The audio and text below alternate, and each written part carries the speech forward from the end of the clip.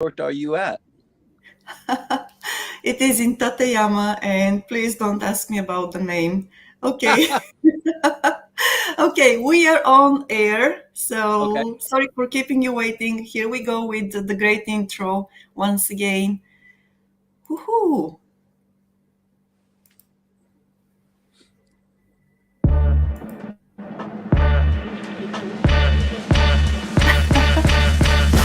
What happens?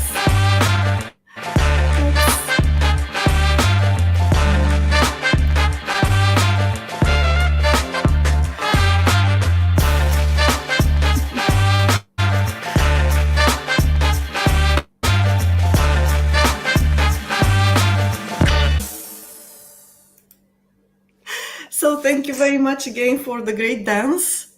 Yes, I wish Oh, I that's could. all due to Richard Berger. Yes. So I wish I could dance with you, but I'm sitting here on the floor on the tatami in the room, and it's really difficult to move to the rhythm. So even though we had a typhoon striking, it's actually still loitering around in Okinawa. You Mhm. were still able to go out to Tateyama and take your family for a little bit of a break. Yes, indeed. And the weather is very nice here. It's sunny today. It's really so sunny that everybody needs a sunscreen, and it's hot too. So yeah, but Well, that's great. the waves are high, so I don't think that it's really a good weather for sailors. So please don't Well, be sorry that you are not in Katsuyama.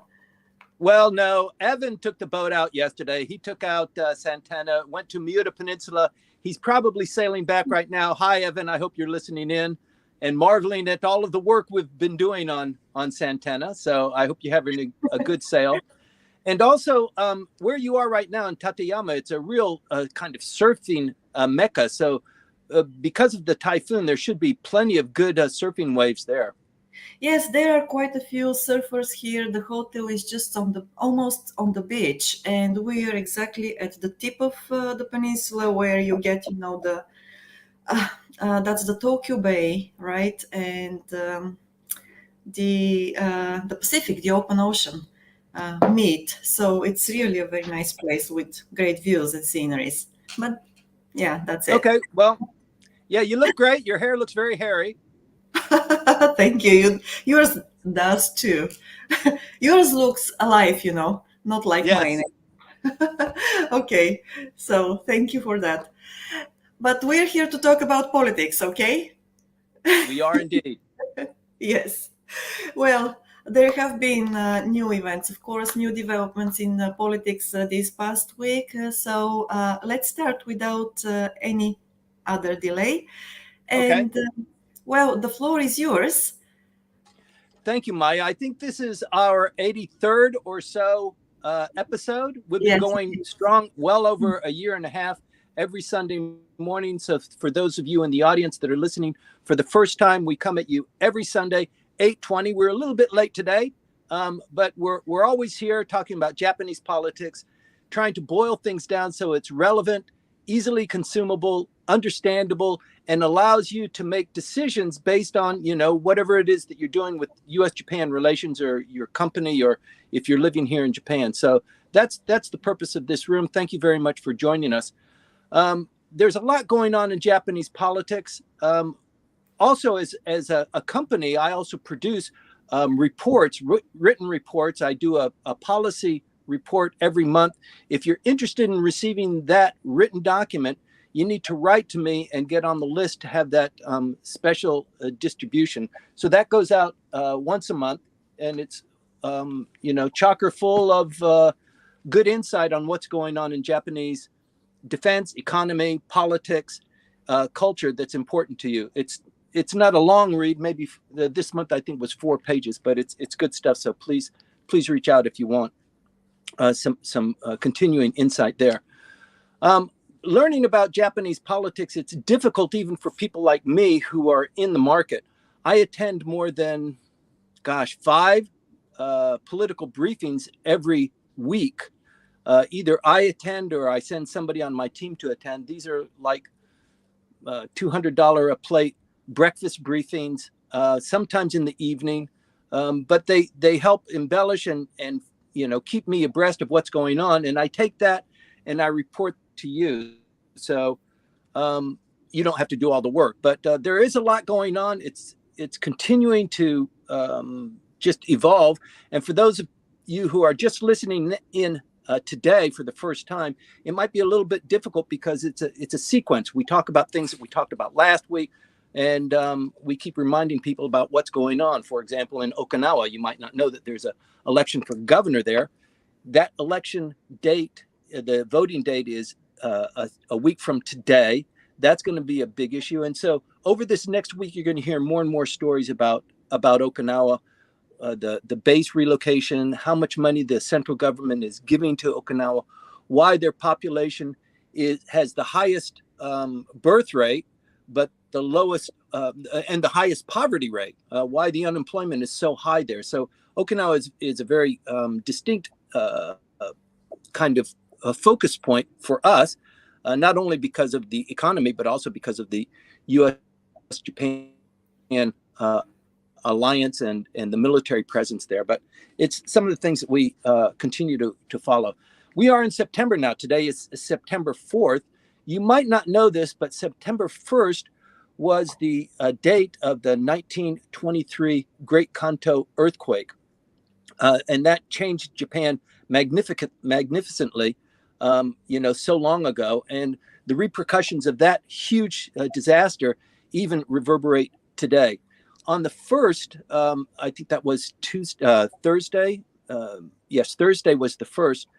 They had a commemoration for the Koreans, all of the Koreans who were killed, massacred actually, as a consequence of the earthquake. You might know this, you might not, but as a consequence of that earthquake, there was a huge rumor that went around, particularly in Tokyo, a little bit in Osaka, but not as much. Tokyo suffered the most.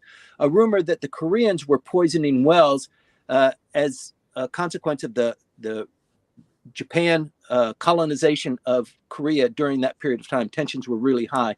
And so there was a huge massacre of Koreans. Anybody that looked Korean or who was Korean, they were just brought out and killed on the street. So there was a ceremony. There's always been a ceremony on September 1st to commemorate that. This was in Shinjuku. Shinjuku is a hotbed for this kind of a program. It's always been. And for the 7th year in a row, Governor Koike kind of ignored that. It's unusual for a Tokyo governor to be flippant about that kind of thing that happened in Japanese recent history, especially here in Tokyo and especially as governor. I don't understand why that is, but relations between Korea and Japan are so delicate and so important. And we're at really a touching point right now. You might know that the Supreme Court of Korea is getting ready to decide on the seized assets of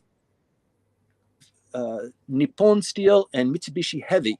They were seized in 2018 to pay for the demands of people who complained of slavery and the comfort women issue as well, for compensation from the Japanese companies that benefited from that. And 2 of these companies were identified and their assets were seized unbelievably. And those assets are still seized. The Supreme Court of Korea is supposed to decide probably this month on what we're going to do with the assets. Are we going to sell them off? Or are we going to take the funds and redistribute them? If that happens, Japan-Korea relations is going to tank, and it's going to tank heavily. This is not a good time for that. There are a lot of things going on in Korea. In fact, it is looking like this is becoming a kind of a prime time for the North Korean leader to test another nuclear device. He hasn't done that since 2017. This would be the 7th nuclear test. It is going to inflame geopolitical relations. There are 2 dates that are coming up, September 9th and October 10th. September 9th is the foundation day of North Korea. And then October 10th is the founding day for the party, the North Korean political party that brought this the country together. So these are 2 big days. They're dates that are kind of etched in stone, and it's a time for the North Korean leader to kind of show his mettle. he has declared victory over COVID. He did this just this last month. And so now it's a little bit of a breathing space for him to focus on other things. And typical analysts, people who are watching North Korea closely, are guessing that there might be some movement there. If that happens, then it's, who knows what's going to happen with the Japanese parliament. The Japanese parliament is on a hiatus right now. They haven't had a diet session. They finished that. And by the way, do you know it's only been 11 months since Mr. Kishida has been in office, and only 1 month since the assassination of Mr. Abe.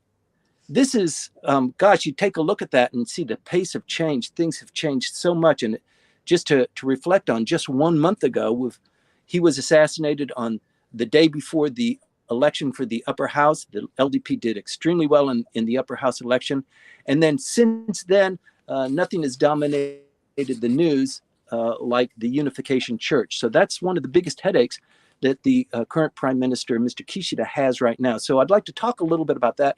I get asked a lot of questions about the Unification Church and how they were able to kind of massage their way into the political system, and how they could become so deep in particularly the LDP. So maybe we should address those issues. The other issue that I get quizzed on quite a bit is the state funeral for Mr. Abe, which is scheduled to be the 27th of this month. More than 600 dignitaries from around the world will be attending. They are allocating about 6,000 visitors or people to visit the Budokan, where the ceremonies will be held. Initially, Kamala Harris was coming and Barack Obama were coming. This last week, it looks like that was pulled back a little bit. It looks like they're scheduled. They're thinking about coming. So there might be a little bit of hesitation there, all because of the Unification Church and the delicacy that the current Prime Minister is having right now. But there are lots of other dignitaries. The Crown Prince and Princess have also signaled their intention to attend. Typically, the royal family will be present at an event like this, but whether it's a state funeral or not is something that the Prime Minister needs to decide. So let's talk a little bit about the challenges that the Prime Minister has. Most of you are not following Bunshin, the weekly magazine that comes out that talks about lots of scandals. It's kind of like the underground version of what's going on in contemporary newspapers and TV shows on NHK, that sort of thing. So it is giving you sometimes the real story, and sometimes it's filling in some of the details that are not fed to the population at large. They came out 2 weeks ago with just a smearing piece on Mr. Kishida and his relations with the Unification Church, his personal relations with the Unification Church. And this has grown to be a real no-no. Initially, it was looked at suspiciously. He quizzed his cabinet. He says, look, I'm going to put you on the cabinet. Just take a look at your relations and make sure that you don't have Unification Church liabilities, and then I'll put you on the cabinet. And of course, everybody did what they usually do. And they said, yes, I've attended a couple of things, but nothing really serious. And then it came out afterwards. So particularly with Mr. Kishida, Bunshin went at him really hard 2 weeks ago. And to his credit, he went on TV the same day. So Bunshin comes out for sale on Thursdays. And Thursday night, he was on TV giving a very, very good press conference. Whoever is advising the Prime Minister's office on what he should do, how he should deal with the press and also the population at large, is doing a really bang up job, because this is, you can sense that the urgency and also the timeliness, the crispness of his delivery. It's not something that we had with Mr. Suga, certainly. And so it's something of a refreshing start for this Prime Minister, who is pretty widely criticized as lots of talk, but no action. So we look forward to having a little bit more action from him on this. But with regard to the Unification Church, I thought he did a really good job there. The LDP and the Prime Minister is really attempting to push this thing down. people want to know how much longer Unification Church is going to dominate the news. I was saying 2 weeks ago that it'll end in 2 months because everybody wants it to go away, but it just has morphed. It's become a bigger issue, and the Prime Minister is fighting several fronts related to the Unification Church. This week, Bunshun came in with the second one. It is very rare for them to hit the same target twice in a row, but they hit him again, and they did due diligence on all the statements that he made about his connections with the LDP, their fingers in the Unification Church coffers, how much support and what kind of support LDP members have been getting from the Unification Church relationship. And this was lambasted once again. So the good news is that the Prime Minister doesn't seem to have as bad an involvement as was initially suggested in the first Bunshun piece. The first Bunshun piece suggested that his Koenkai, his supporters group in Tokyo, was affiliated with the Unification Church, and it turned out that it wasn't the Tokyo chapter, it was the Kumamoto chapter, where he has a weak stance there. He needed Kumamoto to become prime minister, and he kind of made amends there. Since then, and we reported on this last week, that chapter head resigned, and he was replaced. And Bunshun came up and they said, well, it was the Kumamoto branch and not the Tokyo branch. So the prime minister seemed to squeak away a little bit, but they're hitting him again. And it is likely that they're going to hit him again this next week. So stay tuned for this briefing next week, because I will be following it. I'll pick up Bunshun on Thursday morning and follow up on that. So if they hit him again, this thing has really got legs that are just not going to die. One of the biggest issues about this is the state funeral, and the criticism that the prime minister is holding a state funeral for this former prime minister who was colored with the Unification Church scandal, and also, Sakuro Mirukai and all of these others unresolved scandals. So there's a large group of supporters and people who don't believe that the state should sponsor a funeral for the prime minister or the former prime minister. The inescapable fact is that there will be a state funeral. There will be a funeral for Mr. Abe. It's on the 27th. People from all over the world are already making plans, reserving cars and hotels. They will be here in force. So the end of this month will be very active for Mr. Kishida and for Mr. Hayashi, the foreign minister. They will be in a lot of glory there, hosting people, having meetings. It will be somewhat of a somber opportunity, but in addition to that, you can expect other things geopolitically to be coming around, and I suspect North Korea will be one of those. Excuse me. So the Unification Church and the issues there are so many people that have been tainted.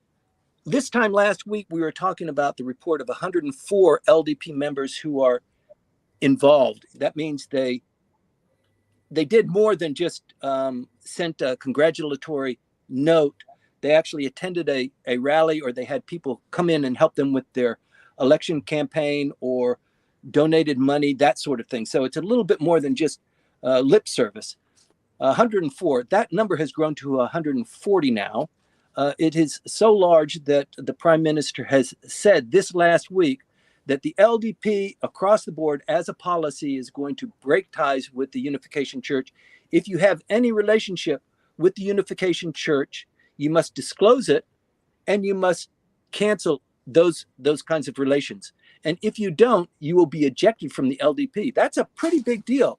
Many people are criticizing this as a kind of a witch hunt. It does have that feel to it, but the Unification Church is really on the outs, and any relationship with a Diet member, and it's not just the LDP, but a large number of the Diet members who are affiliated with the Unification Church happen to be LDP members, probably 90% of those affiliated.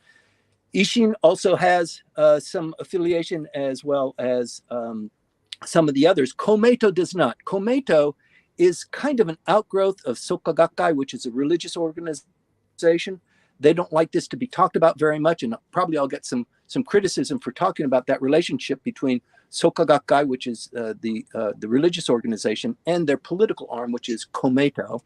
But that's the reality, and Komeito is diabolically opposed to Unification Church. The Komeito, the religious organization, has been supporting the LDP and is in a coalition partnership with the LDP.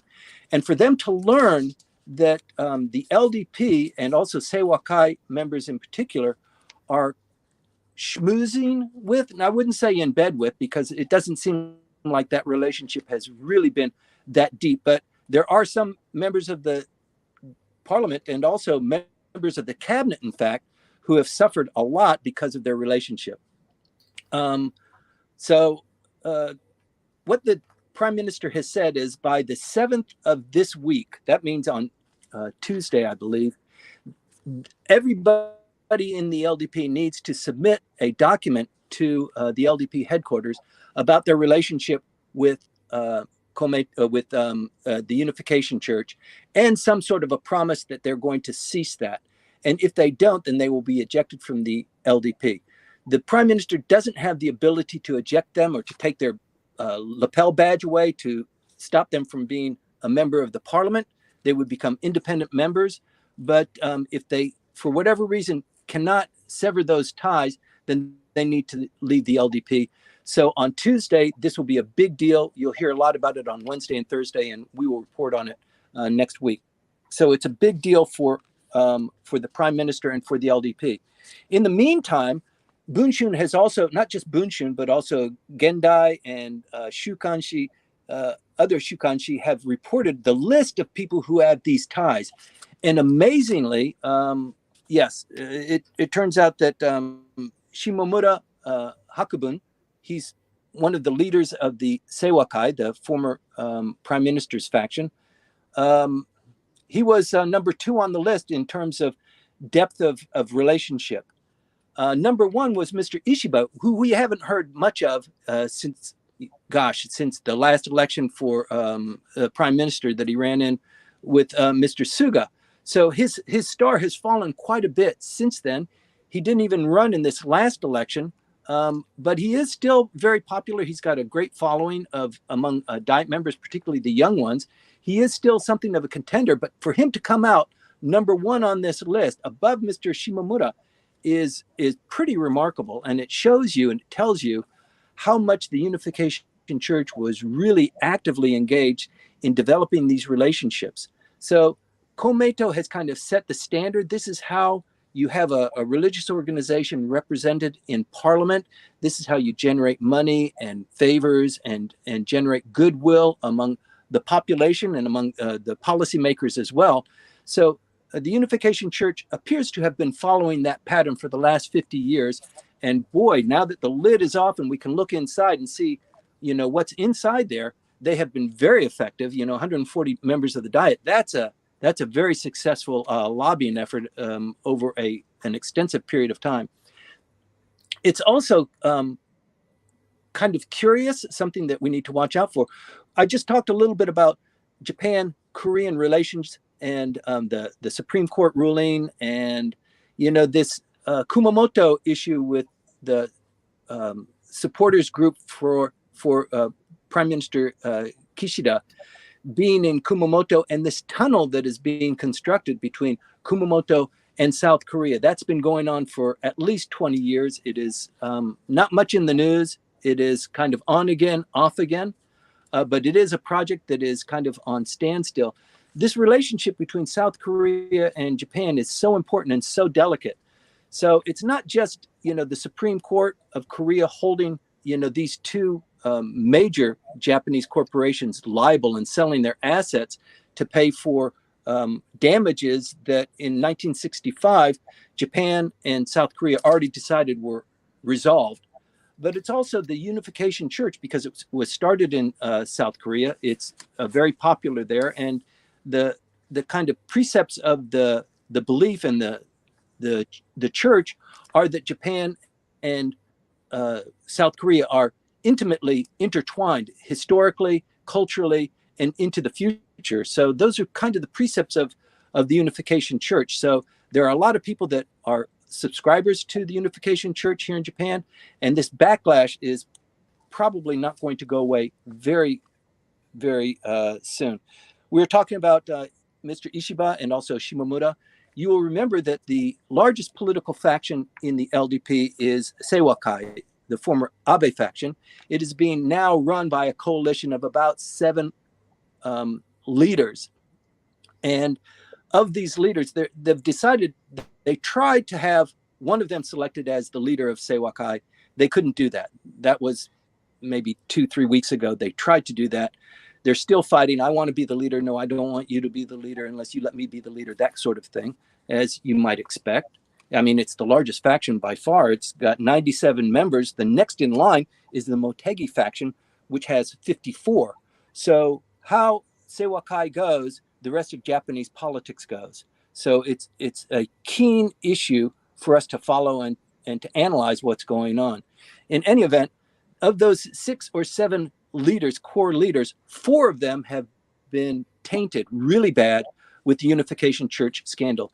One of the top contenders was Shimomura, who was he was education minister. He's been in politics, of course, all of his life, as most of these individuals who are in leadership positions have.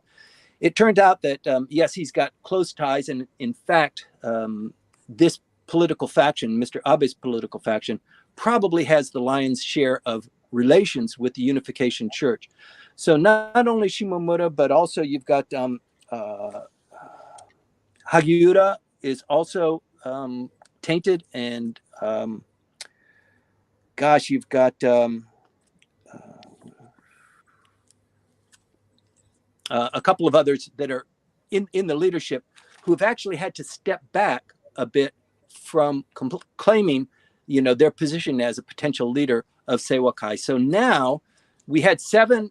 Now it's down to 4, and you better believe that Bunshun is really diving in deep to kind of diminish those 2, more of a standard member, so that the who's going to figure out who is going to be the leader of Seiwakai. They have said that they're not going to make a decision until after the funeral of the former prime minister. That's on the 27th of this month. So a lot to be seen there.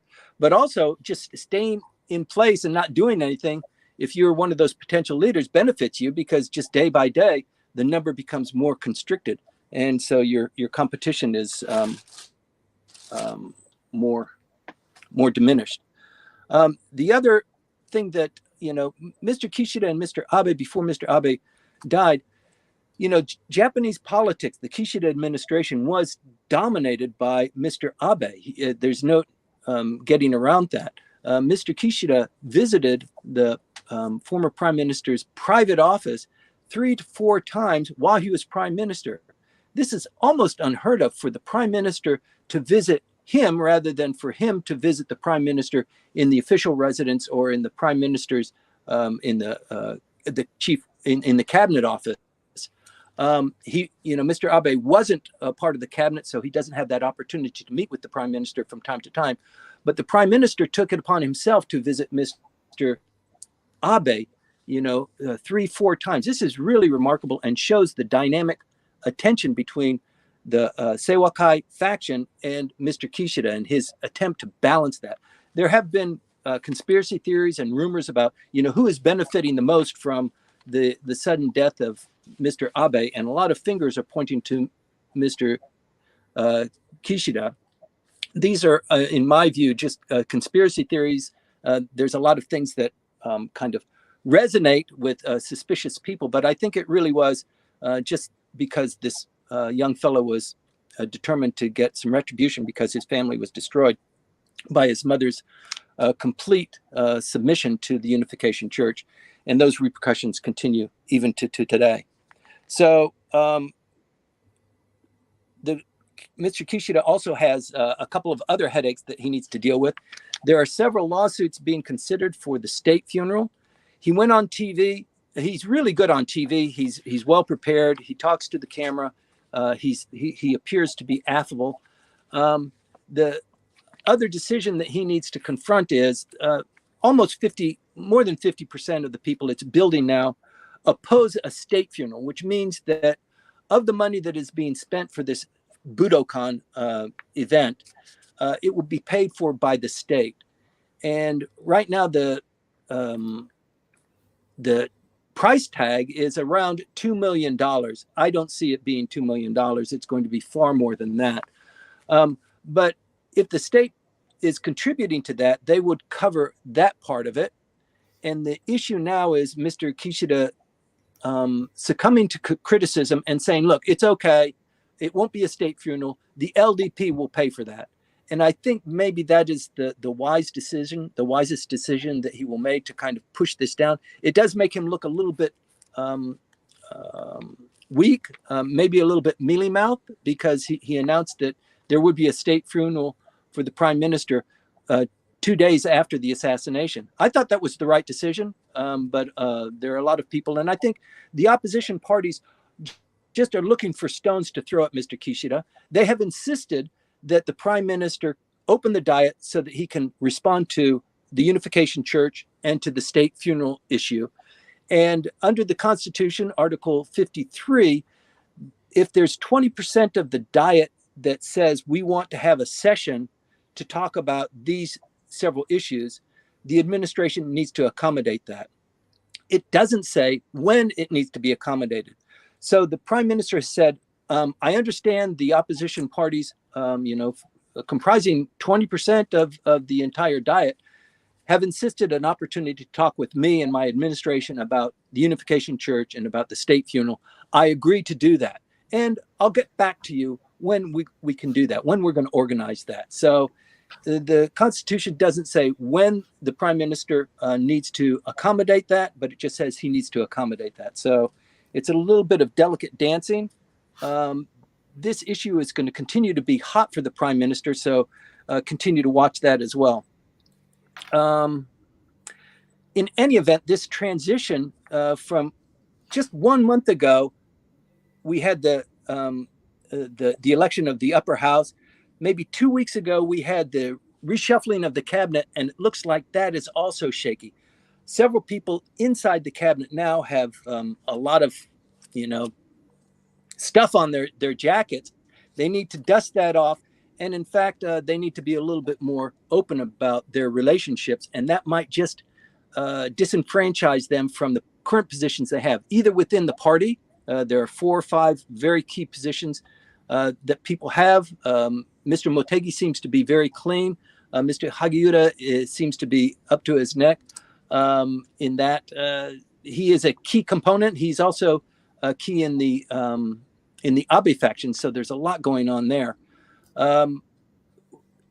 It will not be a friendly disengagement between Seiwakai and the Kishida administration in terms of in terms of cabinet positions and party positions. It looks like this might be coming up, a refinement of the cabinet reshuffle, and we're not even a month into it. So we need to keep an eye on this. And you might remember that a lot of people said for the Kishida administration, there's no big events, no political events for the next 3 years until the prime minister needs to run for election again. So this is going to be kind of a holiday for him. He can do a lot of things. And we're not even, a month into it. And already he's considering, or people are considering, a general election, in fact. That means that through a vote of no confidence, or maybe even the prime minister through his own volition, closes down the lower house, and then we go through an election cycle. That prospect is beginning to take a little bit of meat on the bone. So it's something that we need to watch. Regional elections will be held in the spring of this year. And also G7 will be held in Hiroshima. The leadership, the head of the G7 confab, transfers to Japan this next year when they're in Hiroshima. So there will be preparatory meetings in Niigata and also in Karuizawa in anticipation of that. I think it will be in May. But this is also a big deal for the prime minister. So if there will be regional elections at around that period of time, but it's also, if you're taking a look at a public perception of the prime minister and his cabinet, coming back on the heels of a G7 in Hiroshima, the prime minister making several very important statements, particularly about nuclear nonproliferation. It's going to be a big deal, and it's going to be a very hot a spring for us. We were talking about who is the biggest beneficiary, these kind of conspiracy theories about the Abe situation. But in terms of the Unification Church and how much damage that is doing to Seiwakai and also to the LDP in particular, when you think about who is the major beneficiary of that potentially, you have to come to Isshin no Kai. Isshin no Kai is an opposition party basically centered in Kansai and Osaka. They really drubbed the LDP in the last election for the upper house and for the lower house as well. They're really coming on strong. They're potentially, because they resemble the LDP on many of their positions, they're just not a part of the administration. It could be that their numbers really increase as a consequence of the Unification Church. So they are not tainted as the LDP is. And I think they will be a major beneficiary, and you will see a lot more action coming from Isshin no Kai. They just changed their leader, actually. His name is Mr. Baba. He was a colleague of mine when I worked in the parliament. He was quite a few years younger than me, so we had a kohai senpai relationship and worked on elections, so we know each other. And it would be kind of interesting if his star rose and that of Isshin no Kai. So we're going to continue to watch that. Let me see. What else do we have here? Corona. So we haven't heard much of Corona, have we? It still bothers the prime minister, but you have noticed that he has identified Corona, and he's instructed the hospitals and the health ministry to quantify the Corona infection as more like a flu symptom. And it is coming down in terms of priority. So they're bolstering what's going on in hospitals and for first responders, but they're pulling back on, closing down schools. Disneyland just announced no more masks. You don't need to wear a mask if you're going to Disneyland in Tokyo. So that's a big deal.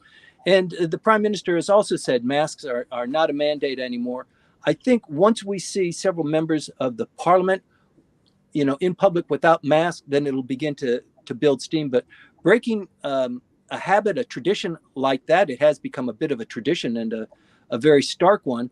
Even you see people out running on the river, riding their bicycles, they still have their masks on. So it's a little bit counterintuitive, but not if you live in Japan.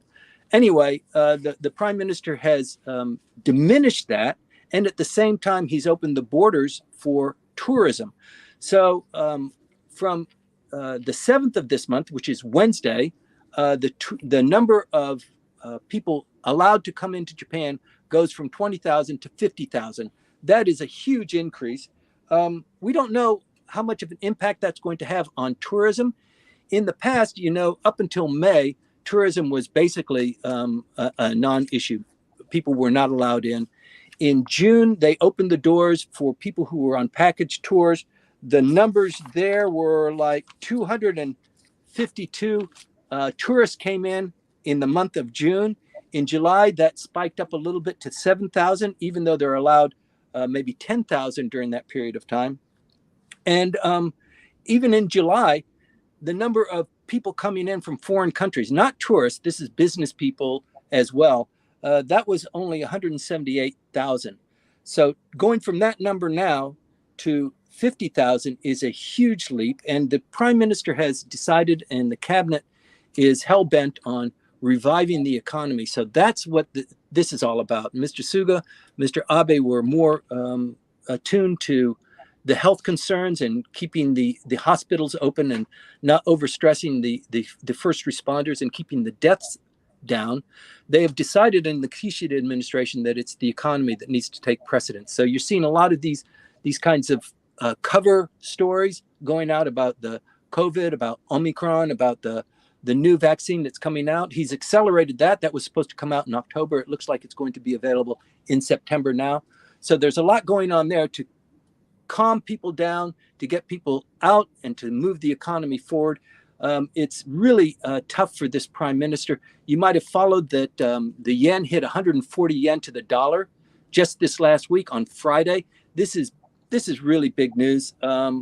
It looks like the inflation target for the Bank of Japan has been met and exceeded. It's about 3% right now, even in light of the fact that the United States is moving their monetary policy that makes it more difficult for Japan to maintain, inflation. They're actually jacking it up a little bit. Japan is going to hold firm on a loose money policy. And we're now at 140. If it begins to approach 146, which is within the year, it is likely. And 146 was the breaking point in 1996, I believe, when the United States intervened and made some agreements with Japan about the transfer of funds and the value of the yen and the value of the U.S. dollar. If the yen approaches that level, you can see a massive intervention. That was a big deal in 1996. You could see that coming. And in fact, most indicators lead that it's going kind of in that direction.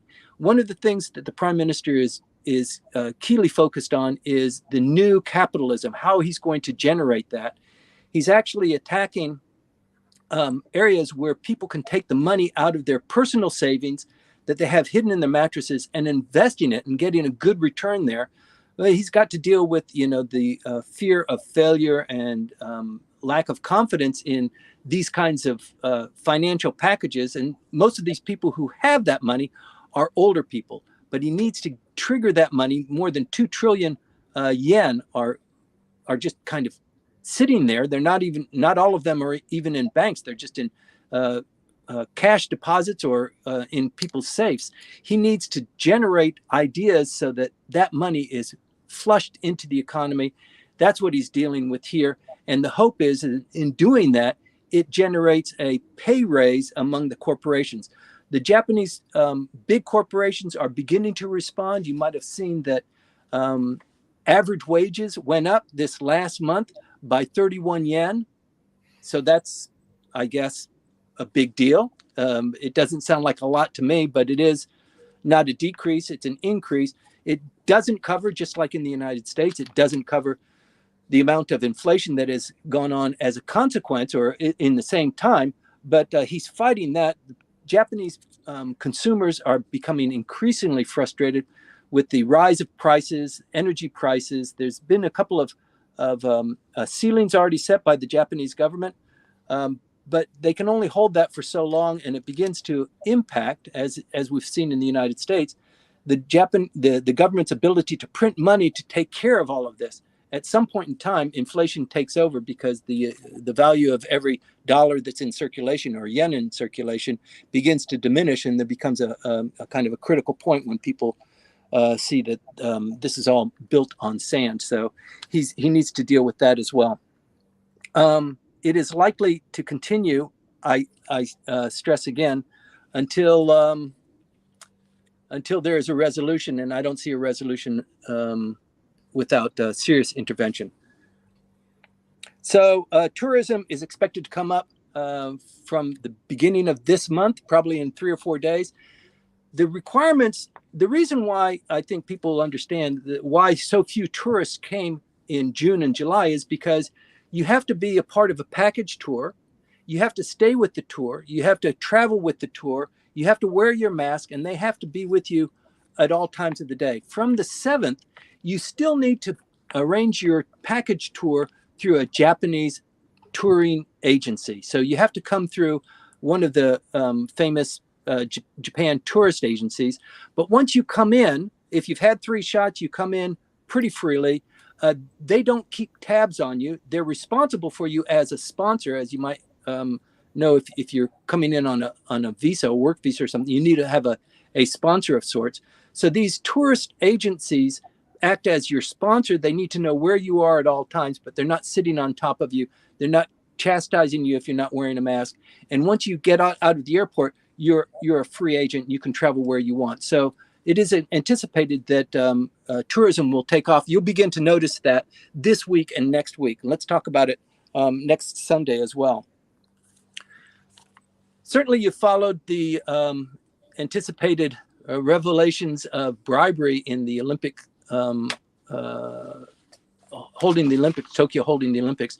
It has kind of busted open this last 2 weeks with the revelation of Aoki, which is the clothing shop, the shop that makes all the clothes for the first year graduates who are going into the companies. They get their blue suits and their white shirts and their black ties. At Aoki, it's a very popular. They received the contract for fitting out the Olympic team and their Olympic garb, and it was a big contract. It turns out that the fellow who was in Aoki, who was formerly in Dentsu of all places, was heavily involved in bribery. He's been arrested. The chairman of Aoki has also been arrested, and there's just so much spillover on that. I mean, a lot of people were kind of scratching their heads and wondering when that shoe is going to fall. It does look like it's now beginning to open up.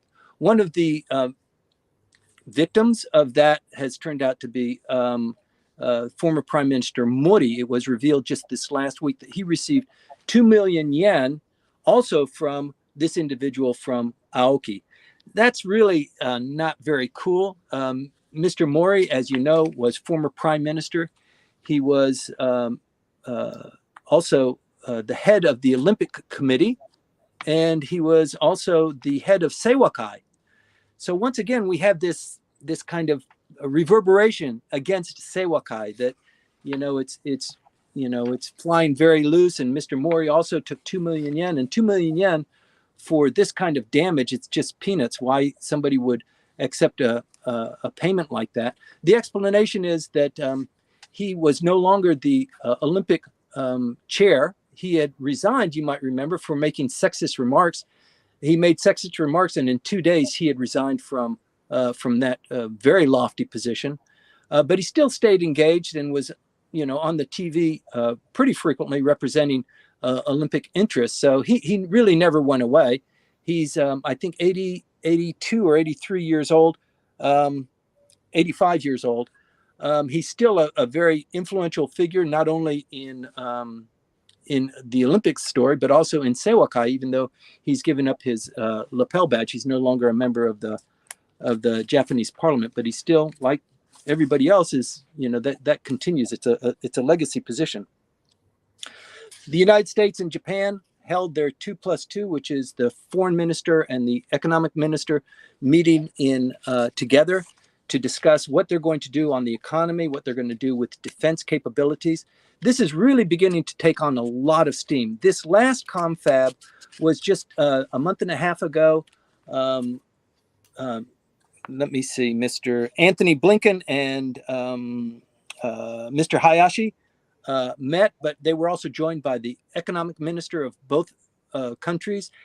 And in the meantime, after that confab, Japan passed the economic security legislation that just went into effect in August. It was passed in May and quickly went into effect in August. You're going to see some real movement here in terms of development of dual defense capabilities, defense and offense. And once again, this is going to impact Japan's position on Article 9 of the Constitution, which relegates Japan to defense capabilities only. No dual use, and certainly no offensive capabilities. The Japanese government has claimed, has stated, has promised that they're going to increase defense spending by 100%, going from 1% of GDP to 2% of GDP. The Defense Ministry has already submitted their budgets. They're under consideration now. The administration has told them, just put your wish list together without, identifying the figures. We'll take a look at that and we'll come up with the figures later. So kind of the gloves are off.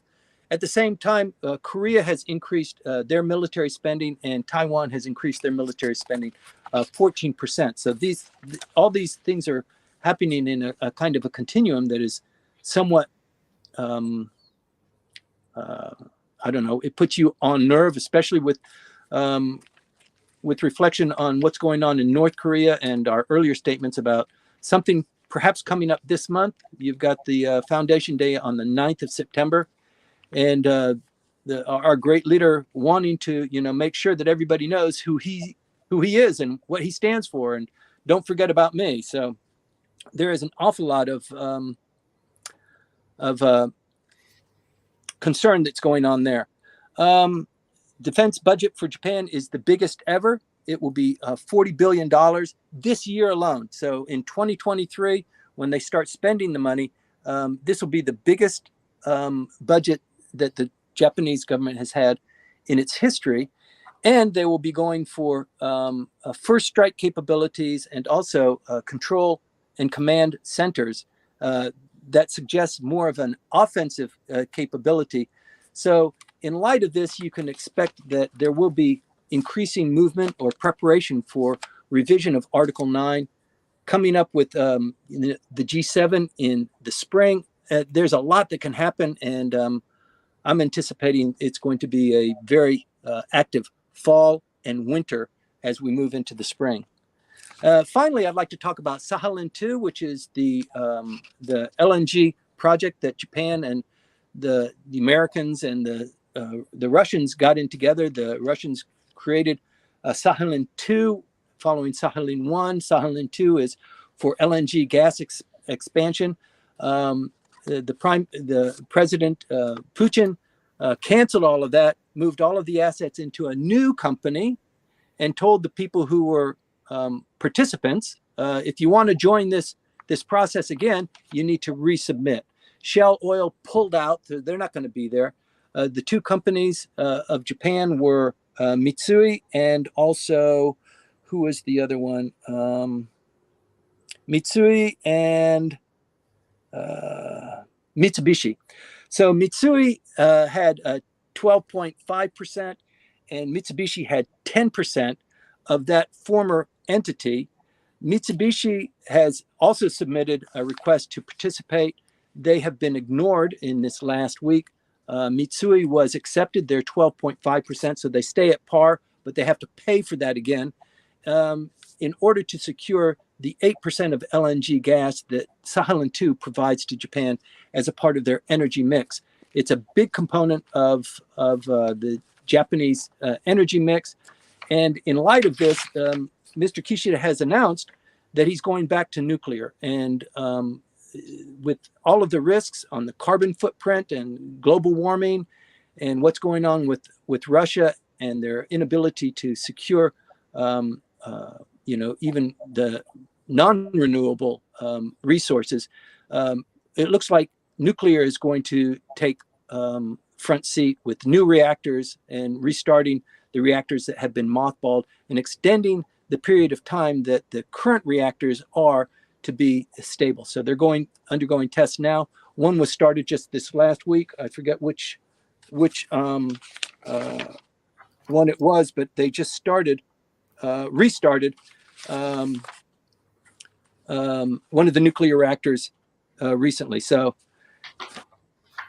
kind of long-winded. I know I didn't hit all of the hot points, Maya, but there is a lot going on. There's always something going on here. I hope my briefing was concise and made sense to you.